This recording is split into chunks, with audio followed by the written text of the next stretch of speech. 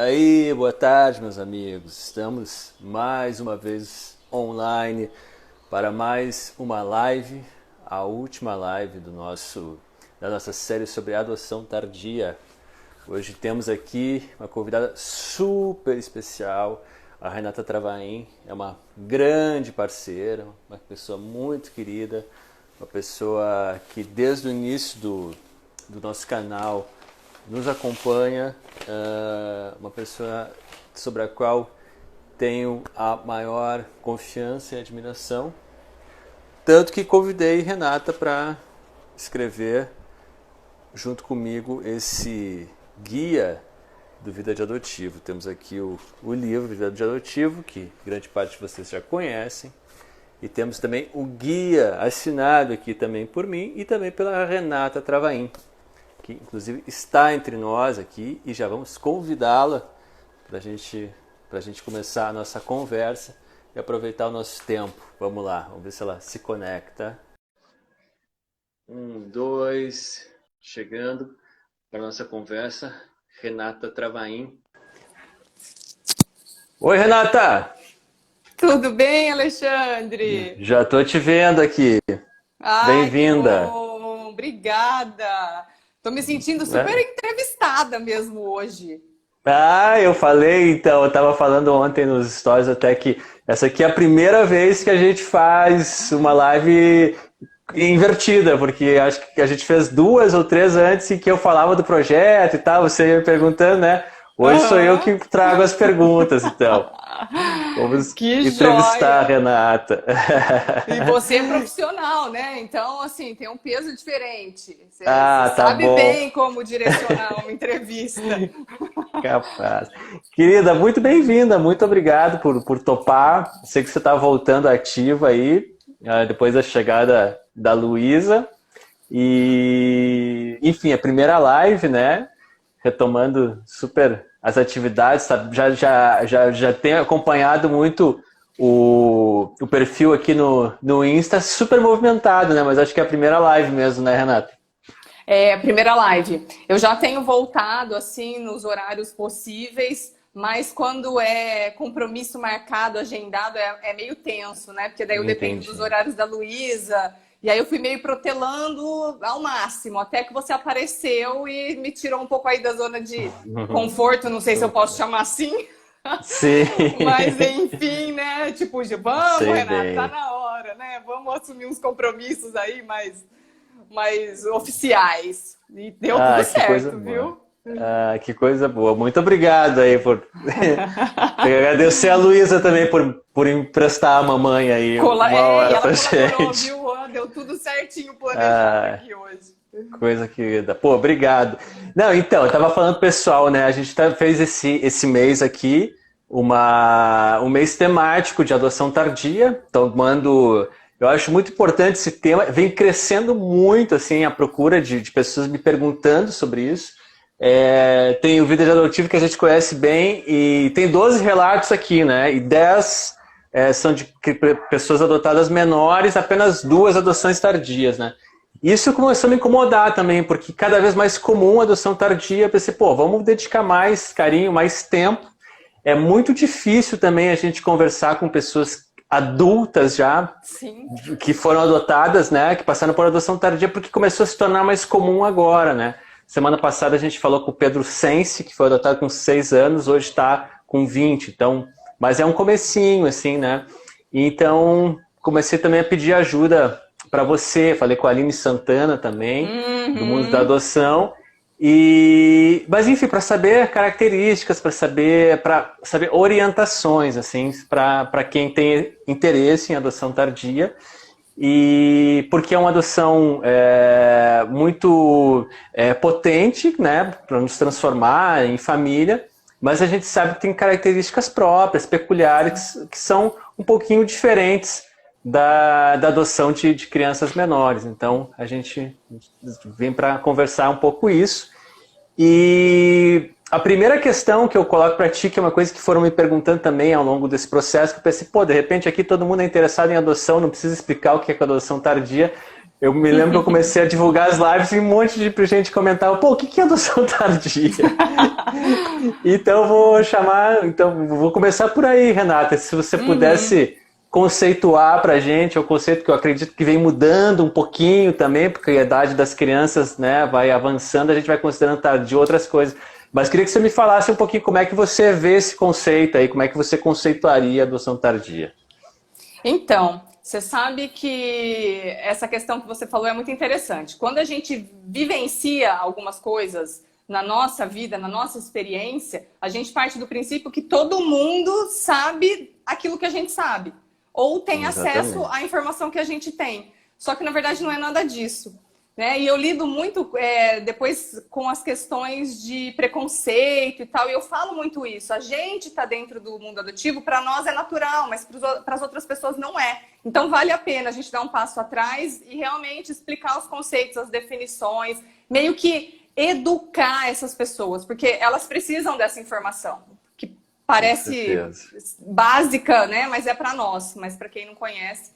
Então, a adoção tardia, na verdade, o conceito oficial é de acima de 3 anos, quando o processo acontece com crianças acima de 3 anos.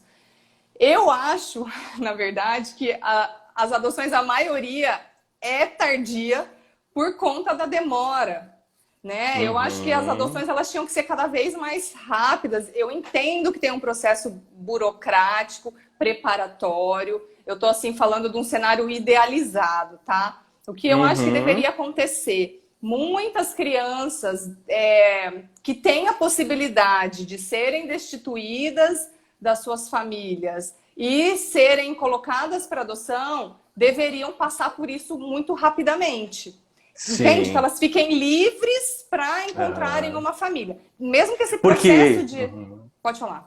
Não, eu ia dizer porque o que acaba acontecendo, né, que elas acabam passando por adoções tardias por passar, às vezes, muito tempo nos abrigos, né? Porque as pessoas, às vezes, não têm noção, acham que todas aquelas crianças que estão acolhidas estão...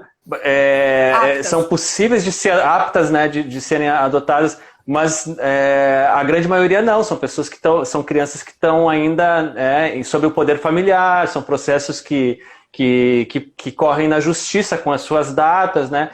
E também com as limitações do judiciário, né? Que muitas vezes não consegue dar conta da demanda desses processos, né?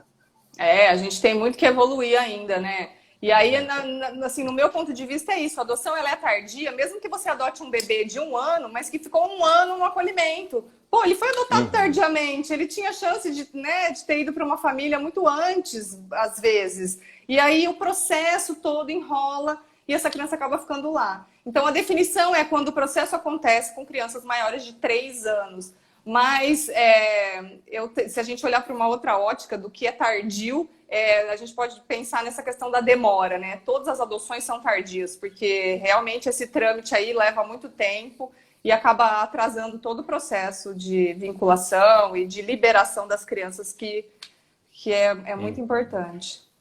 Não, perfeito, Renato. E também faz com que as crianças acabem passando mais tempo em acolhimento, criam também relacionamentos ali, né? E que acabam depois sendo rompidos também na adoção, quer dizer, é todo um processo que acaba não beneficiando a criança, né? De qualquer maneira. Com certeza. Esse é um dos aspectos, né? Inclusive... Da nossa conversa, que seria o luto, esse rompimento. E uma das especificidades da adoção tardia, porque o bebê ele também tem o luto, mas a criança, quanto mais tempo passa no acolhimento, mais relação ela faz com essas pessoas, mais lembranças ela tem, mais difícil é de romper esse vínculo com os cuidadores, com os amigos, né?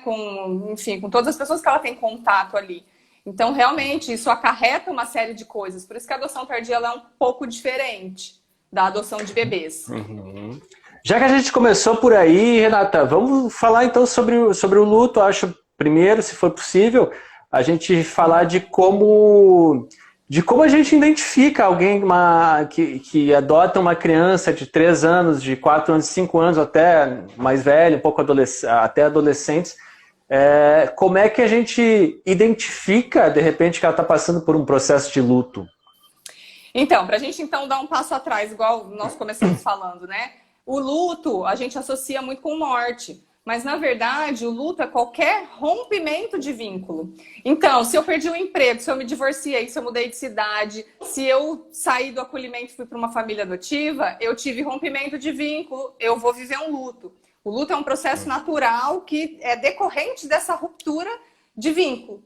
Então, essa criança ela vai viver um luto. Cada um vive a sua maneira, com a sua intensidade, mas isso vai acontecer e a gente precisa estar atento. Então, como a gente identifica? O luto, ele traz reações emocionais, físicas, e a gente tem que saber como lidar, porque elas se confundem muito com outros aspectos da adoção, como, por exemplo, o trauma. Então, uma criança enlutada, ela é uma criança que chora, que grita, que fala, eu quero voltar agora para o acolhimento, para a casa que eu estava, né? Ela pode ter insônia, ela pode ter muita ansiedade, angústia, falta de apetite, enfim, os sintomas do luto, eles são muitos. E a dificuldade é essa, eles acabam se confundindo com outras questões que a adoção traz.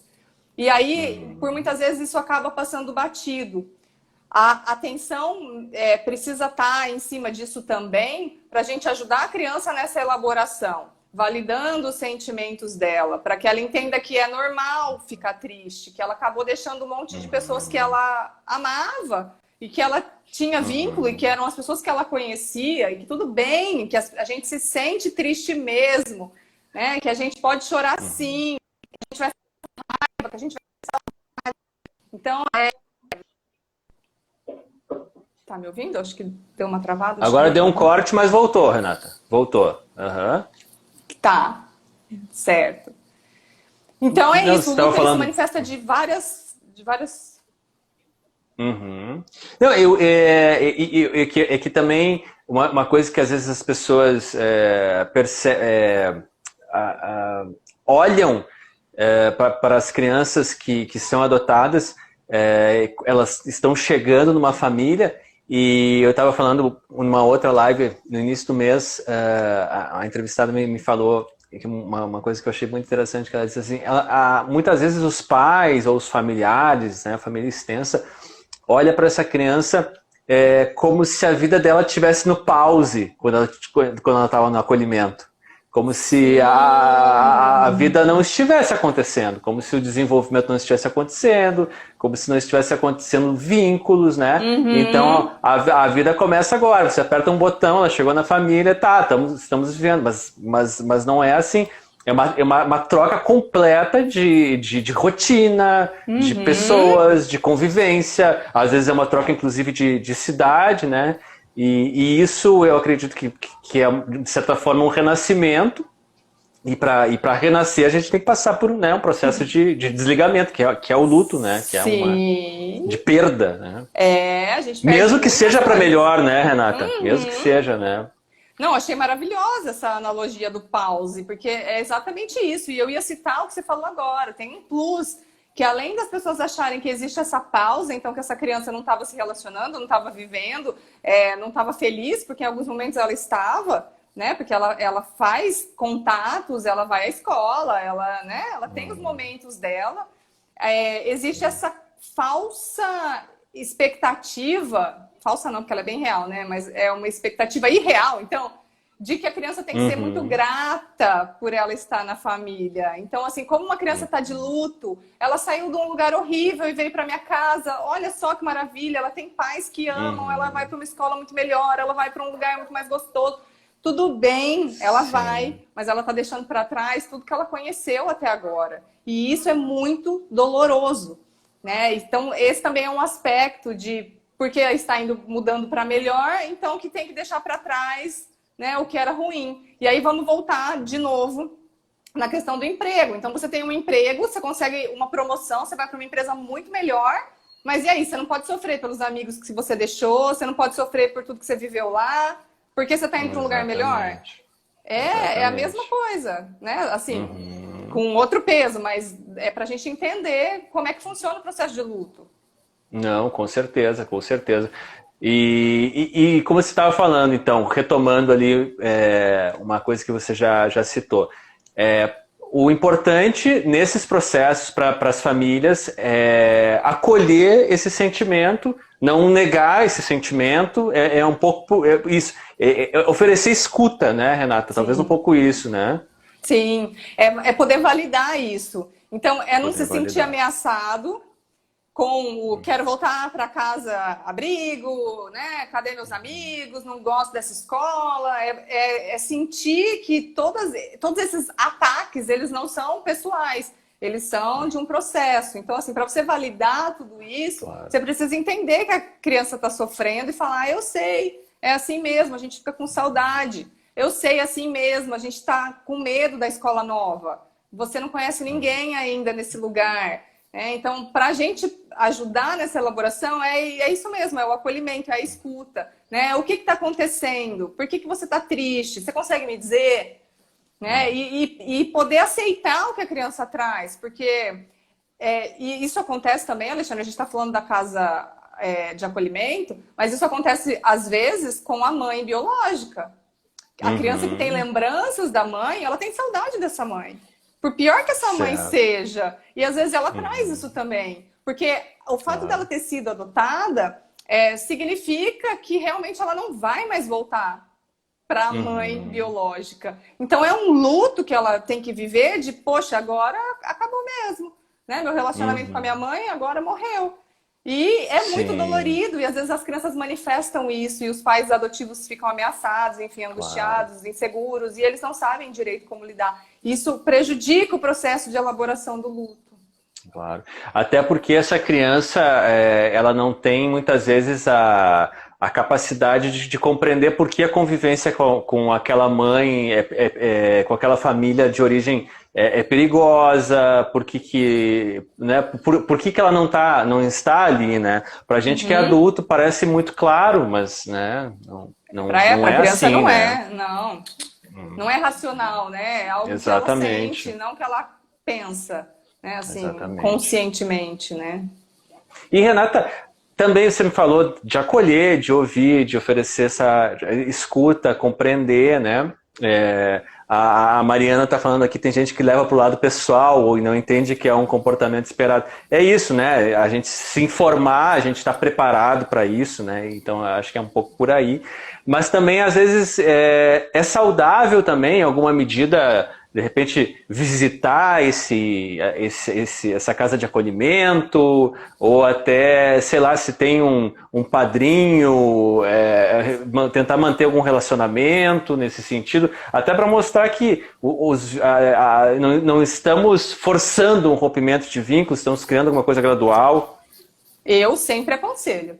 Sempre que possível, sempre que a criança deseja, porque às vezes a criança não quer, a gente não sabe como ela vivencia isso, mas sempre que a criança quer ter esse contato, eu aconselho manter. Então, via chamada de vídeo, telefone, que seja escrevendo uma carta, né, um e-mail, um cartão, qualquer coisa, mas que vocês possam manter, né, que as famílias possam manter. Porque é a referência que a criança tem de vínculo. Então, é a referência que ela tem de cuidado, de amigo. É importante que a gente cuide disso, para coisa não ser tão violenta, porque esse corte é muito violento. De agora você foi tirado daqui, vai ser colocado aqui, e você nunca mais vai ter contato com ninguém. Gente, isso é angustiante, né? É sufocante. Se a gente se coloca no lugar da criança, é muito complexo. Claro, e como ela também vai estabelecer novos vínculos se ela se sente ameaçada desse rompimento, né? De perder, né? Então, assim, não vale a perder. pena. Eu vou pôr toda a minha energia nisso, eu vou me dedicar, porque realmente é uma dedicação de ambas as partes. Pra quê depois? Porque daqui a pouco, não vou mais saber de ninguém, vai embora, né? E eles já têm um pouco essa questão, né? Desse medo. Então, daqui a pouco vão me devolver mesmo, vou ficar aqui tentando. Realmente, a gente tem que valorizar. E quando os pais respeitam essa necessidade da criança, quando demonstram, né, esse entendimento e até estimulam essa ligação, os pais estão também mostrando como para eles, pais, é importante manter esses vínculos, né? Se os pais cortam abruptamente, na verdade eles estão passando uma mensagem para a criança de que é possível a gente cortar abruptamente, né? Não faz sentido. Isso. Então, né? Como é que ela vai criar com os pais, né? Um relacionamento se ela vê que os pais não tratam esse relacionamento também com os vínculos, né? Com seriedade, com carinho, com constância, né? Acho que é um pouco por aí também, né? Tem que cuidar dessas relações para a criança entender o quanto isso é importante. Perfeito, Renata. E uma coisa que é interessante também, uma coisa que você fala muito, muito importante, você já tocou um pouco, que é a questão do trauma, né? As pessoas também, muitas vezes, têm receio de, inclusive, adotar crianças um pouquinho mais velhas por terem vivenciado já situações de negligência, situações de dificuldade, né? E situações que, né, que podem acarretar traumas. Como lidar com isso? Como a gente pode ajudar a curar essas feridas, né, que muitas vezes essa criança, né, já chega carregando? Essa é uma questão que é bastante séria. O que acontece é que as crianças mais velhas, elas têm o trauma. Vamos voltar lá do começo. O que é o trauma? O trauma significa o quê? Tudo que tem relação com abandono, negligência, maus tratos, violência física, sexual, emocional, abandono, enfim, tudo isso dentro do contexto adotivo. Fora do contexto adotivo, assaltos, acidentes, tsunamis, terremotos, pandemias, né? Isso também que a gente está vivendo hoje pode gerar traumas. A gente trabalha com trauma complexo dentro da adoção, que é quando nós temos esses fatores, mais de um fator, então múltiplos fatores, quando acontece mais de uma dessas coisas, quando elas são prolongadas, tá? Que é o que acontece muito, tá? Então, fatores múltiplos, prolongados e constantes, né? Então, assim, o tempo todo. Um bebê, ele também sofreu traumas complexos. E esse é um tema super polêmico, porque vira e mexe eu recebo no meu Instagram. Eu fui adotada bebê e eu não tenho traumas. Tem. Você pode ter curado os seus traumas, mas você viveu. Mesmo que você tenha sido adotado com um dia de vida. Porque, no mínimo, você, bebê, teve uma ruptura abrupta do contato e a gente enxerga, mas a gente não sabe, né? Uma negligência ou uma falta de vínculo nessa gestação. Porque mesmo que essa mãe ela tenha optado por entregar esse bebê para adoção na melhor das intenções, ela amava tanto esse bebê que ela queria que ele fosse para um lugar muito melhor, existe um sofrimento, existe um estresse tóxico. E o estresse passa pela placenta. O cortisol, que é o hormônio do estresse, passa pela placenta. Então, o bebê sente tudo isso, tá? E aí, como é que a gente cura, então, esse trauma? Com segurança. Conexão e segurança. De novo, a grande diferença é que o bebê tem isso desde o primeiro dia de vida. É diferente de uma criança que vai começar a gerar essa conexão e vai começar a ter essa segurança com 6, 8, 12 anos. Tudo que ela viveu antes tem um peso muito maior e talvez demore mais tempo para esse processo de cura acontecer. Claro. Mas o básico é o mesmo. Segurança e conexão. Você demonstrar que naquele espaço, inclusive alguém aqui até comentou que as adoções de crianças mais velhas são adoções de bebês grandes, porque há essas regressões e tudo, né, que a gente fala. Então aí é um pouco isso também. Vem um pouco esses movimentos de regressão. Também eu interpreto assim, né? Vem um pouco disso, da criança sentir que está em um espaço seguro, né? Para colocar para fora aquelas necessidades que ela já tem há um bom tempo, né? Com certeza. Esse até é um termo da Aline Santana, vou roubar dela, tá? Numa live que a gente fez sobre regressão infantil. As crianças, elas precisam preencher as lacunas que elas não preencheram lá atrás. Então, a regressão, ela sempre acontece, tá? É assim, eu falo sempre, mas, gente, sempre tem exceção. Eu sou muito Claro. intensa, eu fico usando esses palavreados, as pessoas têm que me corrigir depois.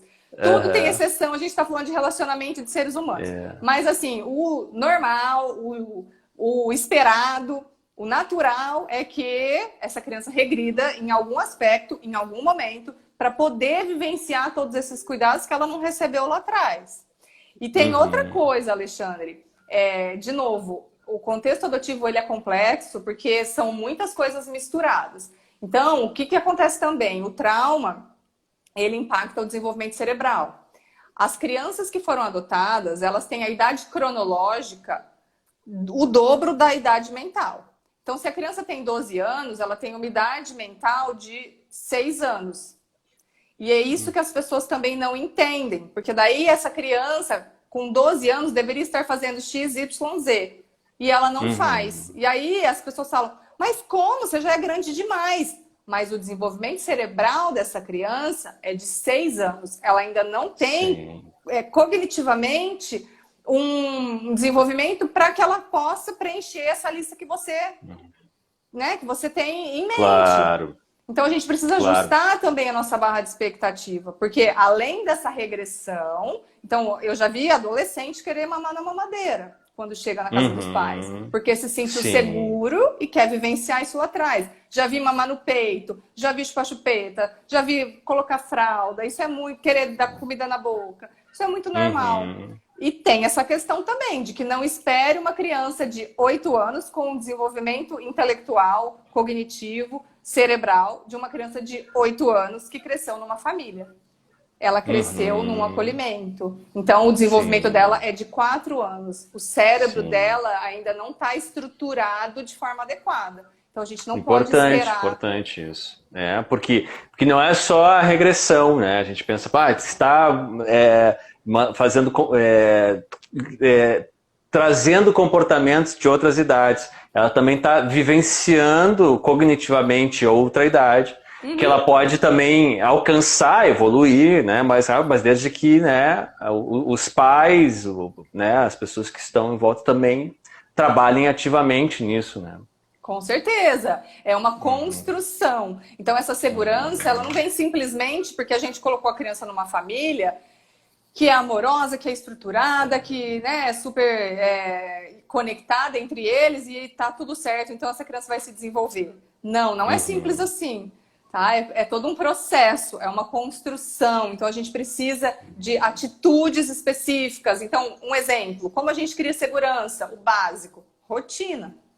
A criança ela precisa de rotina, a rotina traz segurança. Quando ela sabe o que vai acontecer, ela fica menos angustiada.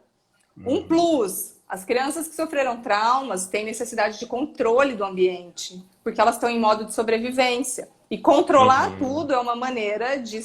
A rotina Uhum. ajuda porque ele sabe tudo o que vai acontecer no dia dele. Então, entende? Não basta só a gente Sim. colocar essa criança numa casa super maravilhosa se a gente não oferece para ela algumas atitudes, ferramentas, técnicas para ela se sentir segura. Porque a criança estar Uhum. segura é diferente dela se sentir segura.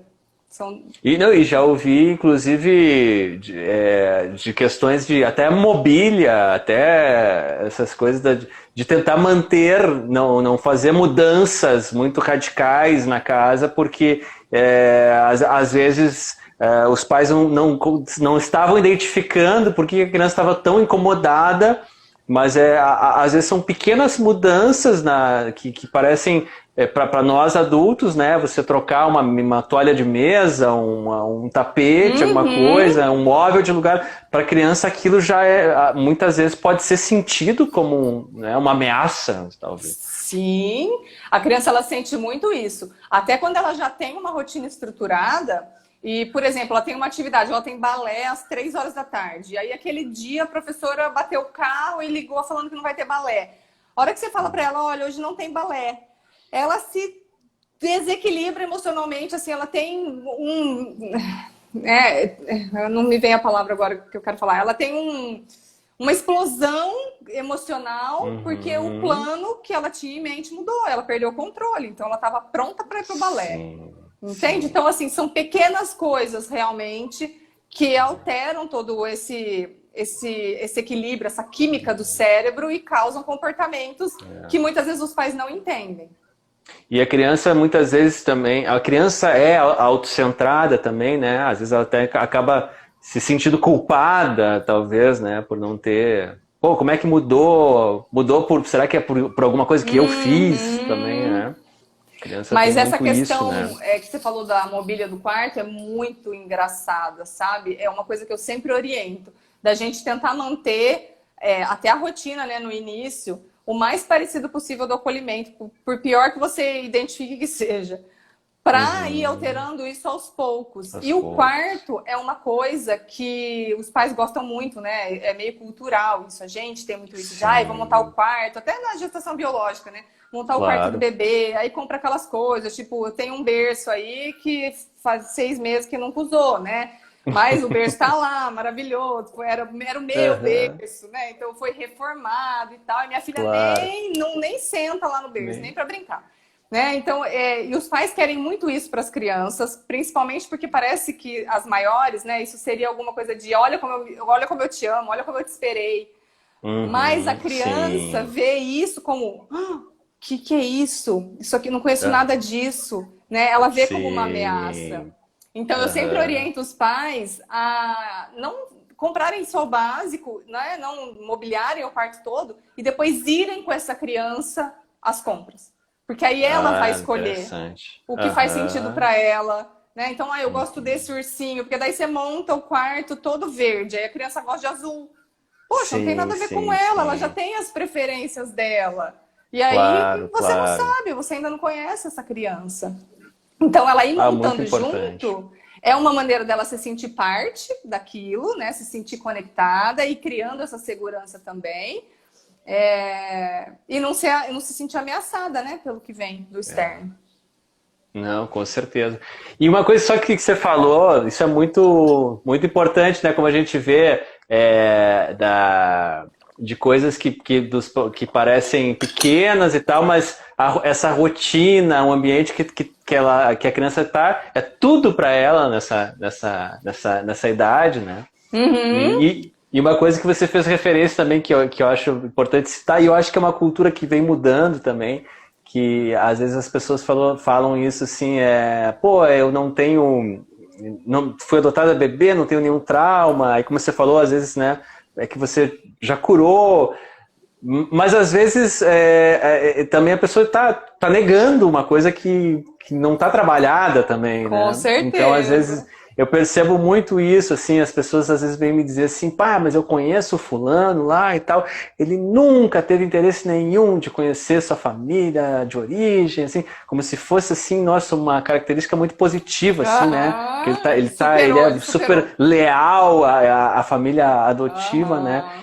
E eu sempre digo, olha, temos um problema aí, então, se ele nunca, né, não tem interesse algum de olhar de como é que foi a história dele, né, não que ele precisa fazer uma busca, não é isso, né, mas ter a curiosidade, falar sobre o assunto, né, isso é uma coisa, é o que se espera, na verdade, né, então, mas isso é uma cultura que eu vejo que vem mudando, né, as pessoas já não, estão deixando de olhar com tanto julgamento para esse tipo de atitude, né, dos filhos por adoção. Mas graças a livros como Vida de Adotivo, graças a você e ao seu trabalho, né, que colaboram muito com isso, com essa visão diferente. Estamos numa bolha ainda, mas aos pouquinhos, né, a gente vai alcançando também, né.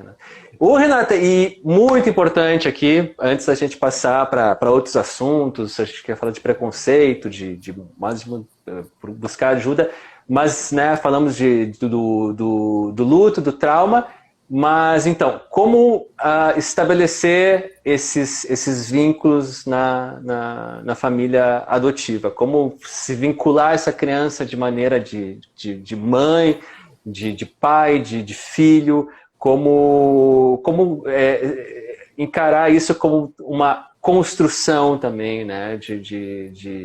Enfim, como esse vínculo se dá especialmente nas adoções tardias? Que tipo de expectativas podemos ter ou não podemos ter? Como é que a gente vai rondando isso?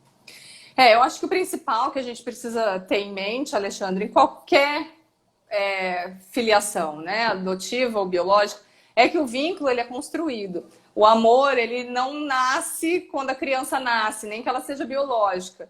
Esse amor ele vai sendo desenvolvido ao longo do tempo.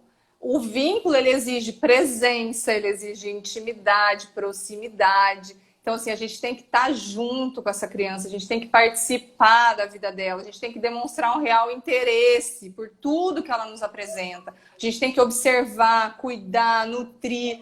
É assim que a gente vai construir vínculo. Não é do dia para a noite, tá? Não é simples, é um negócio que exige, é uma demanda emocional que é muito intensa. E eu vejo aqui, eu acho que é legal a gente até traçar esse panorama, né? Eu vejo aqui em casa, eu tenho uma filha biológica, e esses dias eu não sei o que aconteceu, que eu falei pro Vinícius, ela tá com sono. Aí ele falou, tá, você lê ela melhor que eu. Falei, claro, eu passo 24 horas com ela. Claro. É uma construção. Claro. Então, assim, para ele é um pouco mais difícil, porque ele tá trabalhando o dia todo, ele chega, ela já tá indo dormir. Mas eu tô aqui, eu bato o olho nela, eu sei. Mas isso é porque ela é minha filha biológica? Porque ela nasceu de mim? Não, é porque eu tô aqui, ó. Né? Tipo, será que tem fome? Será que tem sede? Será que tem sono? Será que né? Peraí, deixa eu tentar. Até que você vai criando. É uma dança, né? E aí, com o passar do tempo, você já vai entendendo o que está acontecendo. E isso também na parentalidade adotiva. Isso vai acontecer, mas precisa de dedicação, precisa de pouca expectativa, precisa de doação. É o mesmo processo. Só que... uma coisa... Pode falar. Ai, deu até um corte, tá, mas já voltou. Não, Não, eu ia falar isso, que você fala da dedicação, e quando a gente fala de dedicação, a gente fala de tempo também, né? As pessoas, às vezes...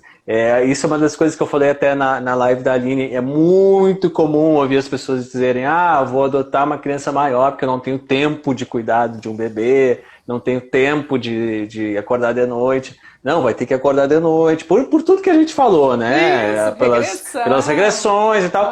Mas não apenas por isso, mas porque o vínculo se estabelece com o tempo. Mas eu tenho qualidade de tempo. Tudo bem, mas quantidade de tempo também soma nessa equação, né?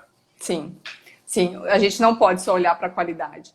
Tanto é que eu sempre recomendo para as pessoas se prepararem para esse período de licença maternidade. Eu sei que às vezes isso não acontece, então, minha licença não saiu, eu tive que voltar a trabalhar. Eu sei, eu também não recebi a minha, que eu tinha direito. Então, assim, eu fico imaginando as pessoas que precisam disso, elas têm que voltar para o trabalho, né, para ganharem alguma coisa. Eu sei que tem essa parte concreta, eu não descarto isso. Mas se você pode, se programe para ficar em casa, para observar os seus filhos, para cuidar, para entender o processo deles, porque cada criança tiver tempo, se você tiver com o seu foco ali, porque senão você não vai conseguir. Ou vai demorar muito mais tempo, né? E aí vem todos aqueles processos de problemas, né? Com o processo de vinculação e tudo. Perfeito. E Renata, passando aí também para uma questão que a gente queria falar também sobre preconceitos, né? E eu não sei como eu estava falando, já conversei com alguns filhos por adoção tardia, a gente tem entrevista de alguns no livro, já conversei com outros e tudo mais. O que eu percebo, assim, que a adoção, ela tem uma certa curiosidade por você ter uma idade diferente e tal, a família, então não dá para dizer nem que é um preconceito, as pessoas às vezes olham com estranhamento porque não estão entendendo o que está acontecendo ali. Mas ainda há um certo preconceito, e acredito que o preconceito maior que a gente consegue perceber é um preconceito racial mesmo, mais do que, de repente, pela adoção, pela idade, pela origem. Eu não sei, isso é uma coisa que eu sinto pelas conversas. Como é que você vê, assim, que tipos de preconceitos você identifica mais no seu trabalho, ouvindo famílias?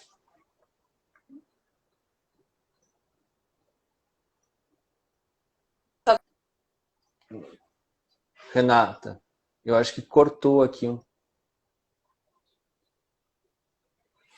Não sei se o pessoal tá vendo a Renata, eu pendurou aqui para mim.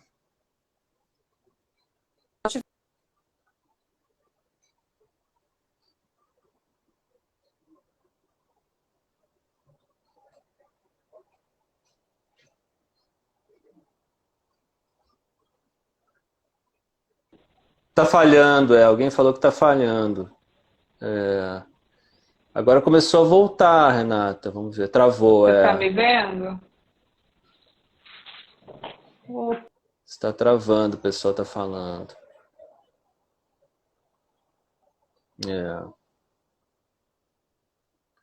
Agora me parece que tá voltando, Renata. Não sei se você conseguiu ouvir minha pergunta. Sim, sim, sim.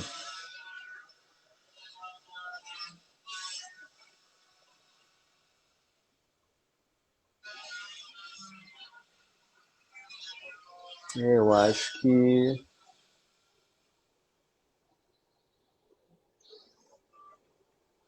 a Renata travou. Vamos ver se vai voltar agora. Enfim, né, a gente estava falando sobre essa questão dos preconceitos, né? E isso é uma coisa que eu percebo cada vez mais felizmente, né? O preconceito com a adoção em si é menos... Agora sim, Renata. Oi, alô. Congelou. Vamos ver.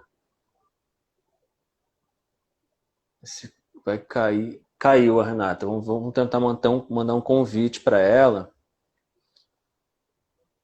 E aí...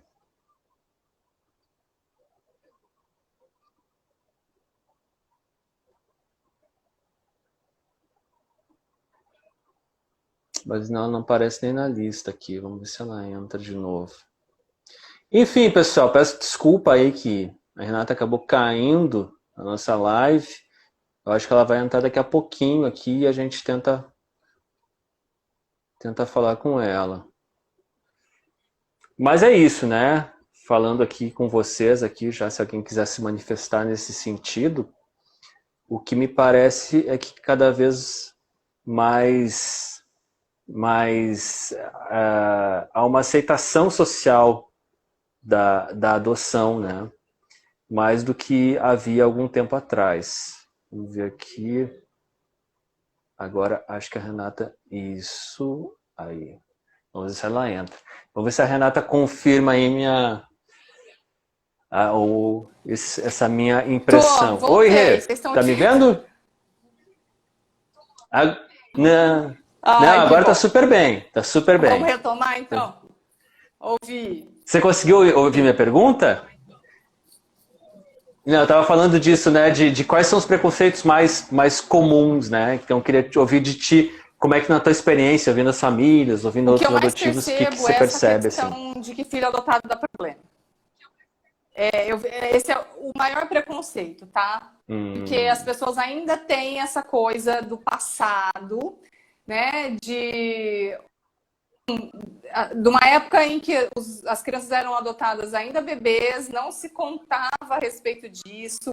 Aí ele lá com 15, 20 anos, ou porque o vizinho deu um fora, e aí a pessoa ficou sabendo, e aí ver aquela rebeldia, a história dela foi construída em cima de uma mentira, e aí é o filho que dá trabalho, não é a família.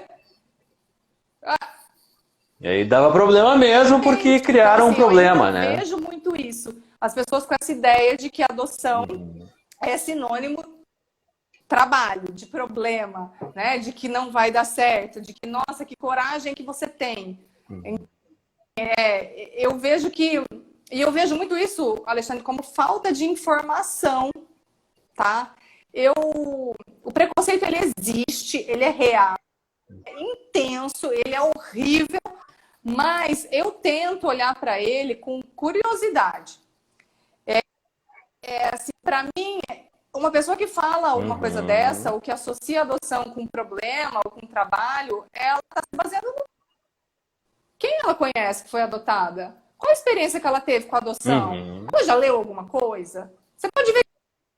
Então, assim, as pessoas reproduzem coisas que elas nem param para refletir a respeito.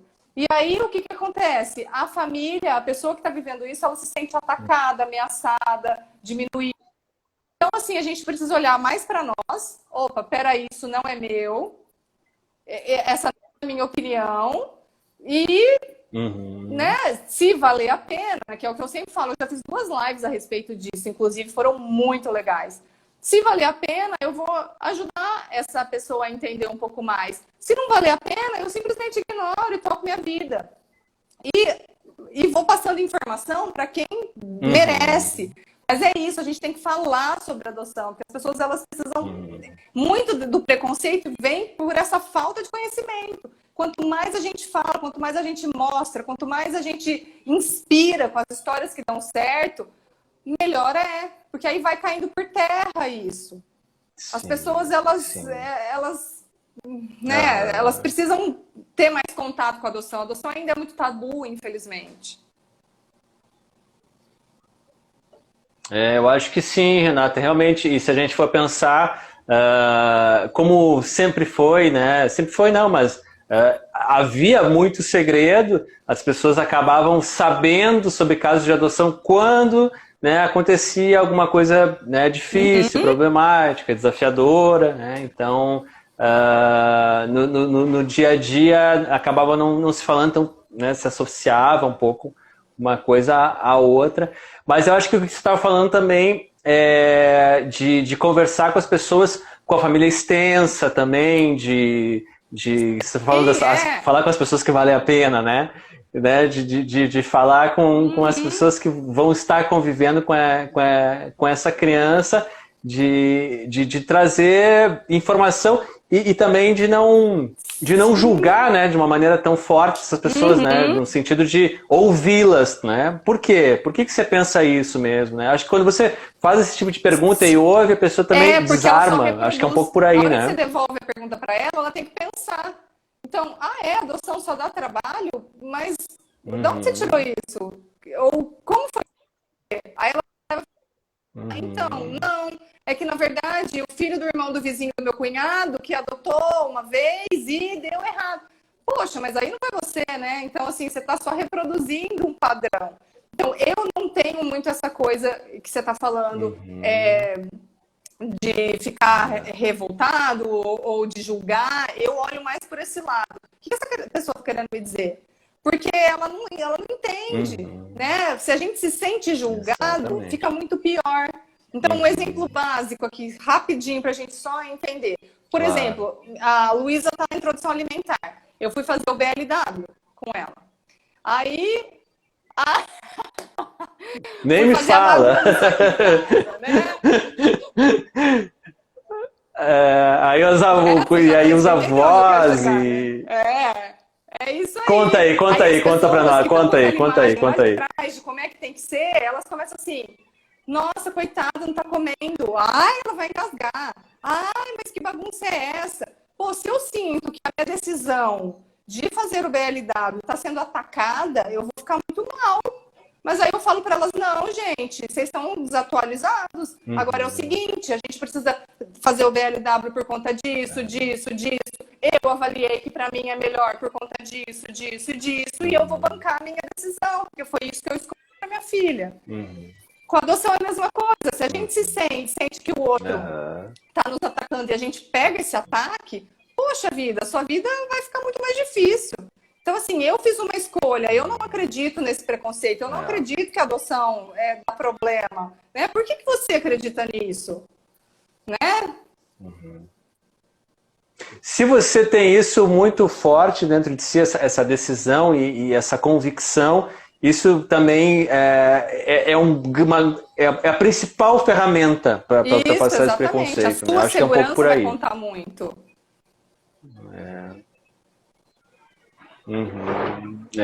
Não, e... Pô, aqui deu um trovão, começou a chover, não sei se deu para ouvir aí. Mas enfim, mas tá tudo tranquilo, não caiu a luz ainda.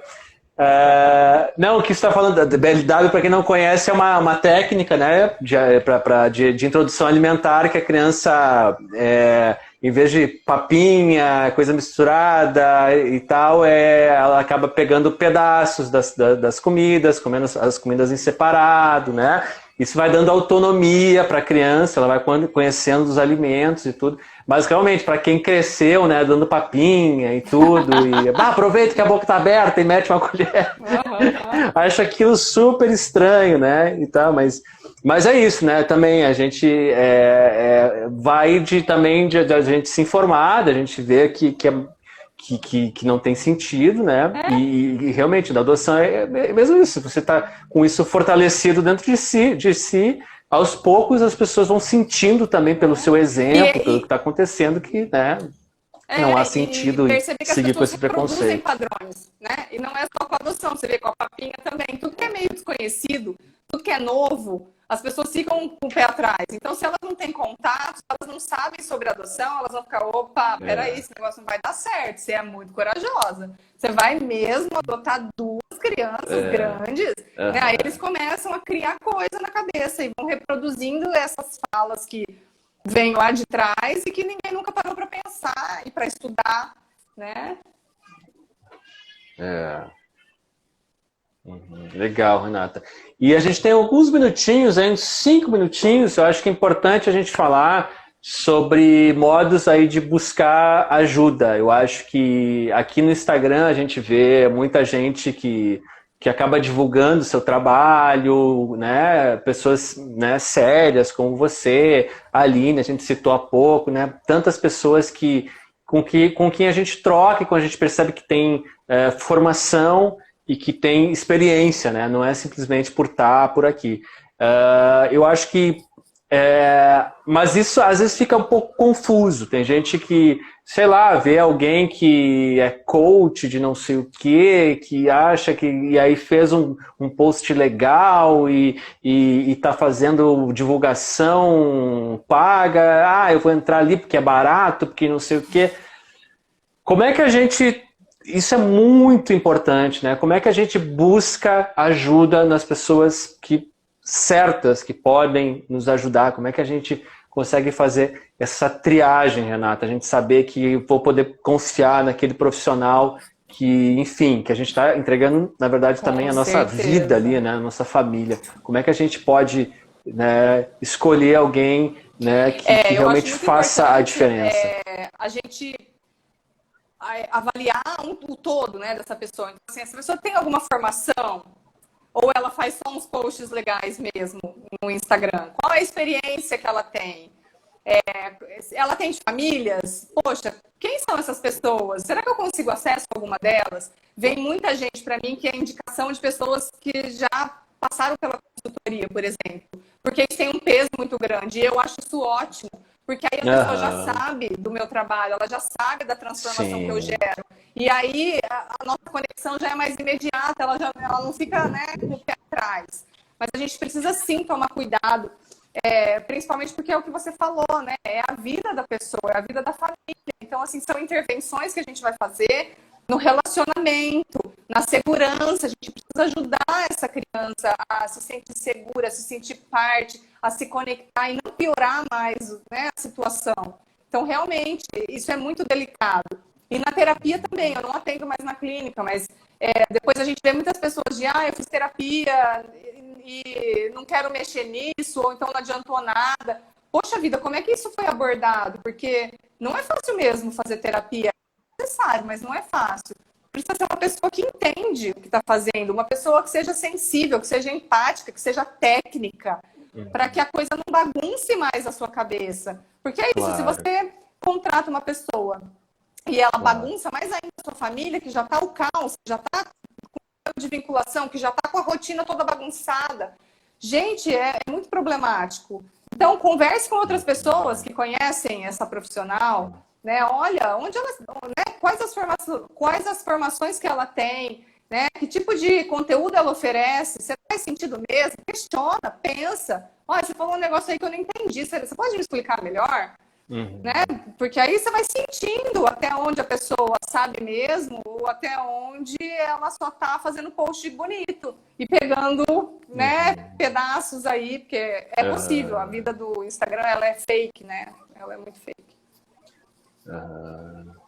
Sim.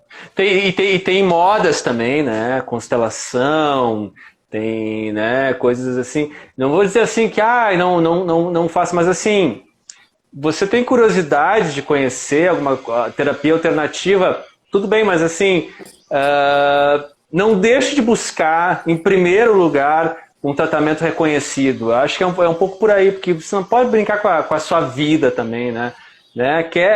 Sabe, não sou contra, o tarô, não sei o que. Pô, acho super legal você falar dos arquétipos que estão ali e tal. Pode ser uma coisa super bacana, mas assim, isso não invalida você buscar uma ajuda com um profissional qualificado que tenha formação para tratar de assuntos que são indelicados, que são difíceis, Sim, que com nos certeza, trazem sofrimento. resistência, Porque né? olhar para isso não é fácil, não.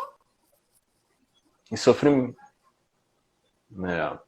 Exatamente. E tem uma coisa que você falou que é muito importante, que é a sensibilidade, né? Às vezes a gente pode falar de temas que são importantes, mas às vezes tem um momento de falar sobre Para não eles, gerar né? essa Como você resistência falou, né? e nem sofrimento No meio do desnecessário. caos, assim. Exatamente.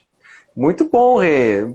Eu acho que estamos aqui, ó, bem no finalzinho, temos um Eu que minutinho, quero te agradecer agradeço. muito. Quero fazer um merchan também, dizer que temos aqui o Vida de Adotivo Temos aqui na loja, no nosso também. linkzinho.